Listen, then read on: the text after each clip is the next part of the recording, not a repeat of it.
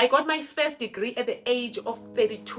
15 years later, after I completed my grade 12, there are so many things that are causing people to lose themselves, especially when it comes to women. Every lady I've ever worked with, they are carrying a story of rejection, a story of betrayal, a story of pain, a story of being overlooked, a story of not feeling good enough.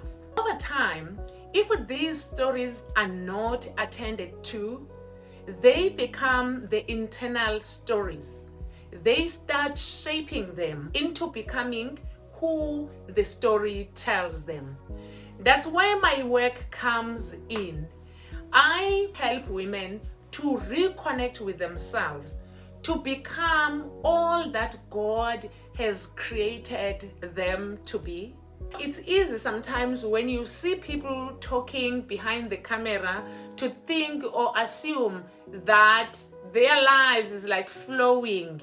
A little bit about myself. I am a girl from the village and I completed grade 12 when I was 17. By then, my parents didn't have money to send me to school. After I completed my grade 12, I went straight to sell secondhand clothes.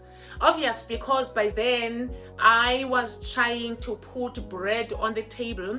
I'm the firstborn. I knew the situation at home. However, after a year doing that business, I realized that, you know what, there was more to me than what I was doing. It was then that I decided to do security, part-time. I started working as a security officer. And then within a year of working as a security officer, I registered at UNISA and I started studying towards my first degree. And to be honest with you, there were days when I would be exhausted, trying to balance work, studies, and later on, it was the family, marriage, trying to put all things together. But one thing about me, I knew that there was more to my life. Even when it was uncomfortable so many times, I kept going. I got my first degree at the age of 32 years. That was 15 years later after I completed my grade 12. I was already married, already carrying responsibilities, but it didn't stop there.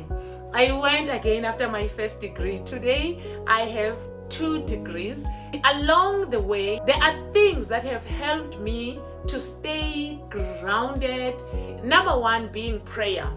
I've also worked with the great mentors, the great coaches. I've seen women who are capable, freezing during the interviews, not able to communicate their values. Even more painful, avoiding opportunities because they believe that they are not ready. They also believe that maybe there is something wrong with them. The truth is, sometimes it's not you, it's what you have been through in life. It's the environment where you are. And for some of us, it goes even deeper.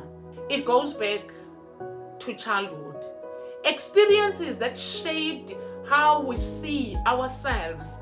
Moments where we felt unseen, unheard, or not even enough.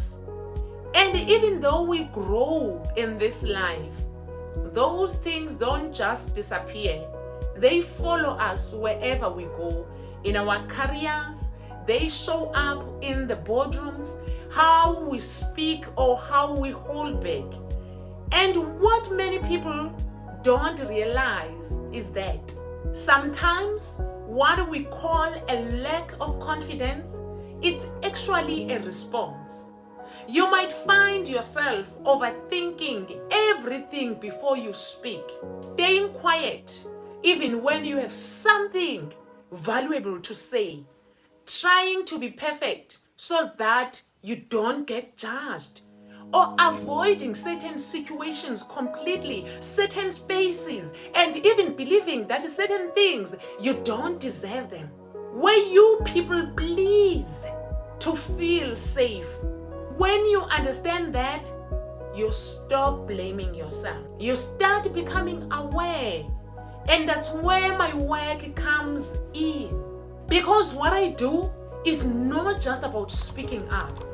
I help you build self-awareness so you can understand your patterns, triggers, and what is holding you back. I help you identify and heal the limiting beliefs. The ones that you tell yourself you're not good enough, you are not qualified. And from there, we build your confidence from the inside out.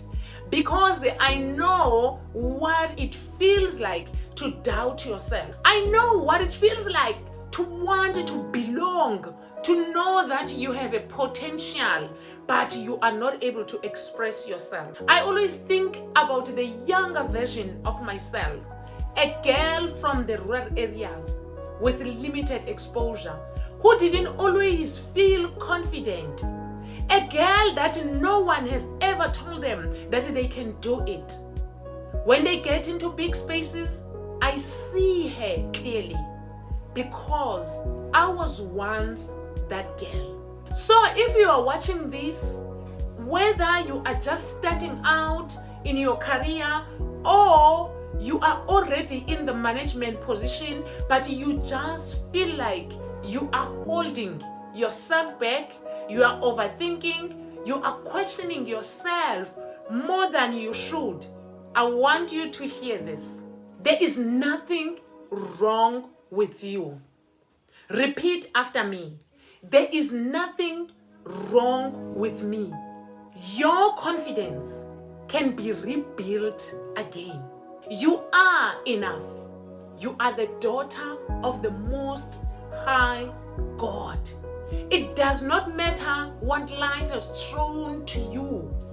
There is nothing wrong with you. Now, if you found value in this episode, hit the subscribe button, turn on notification bell. I will see you next time.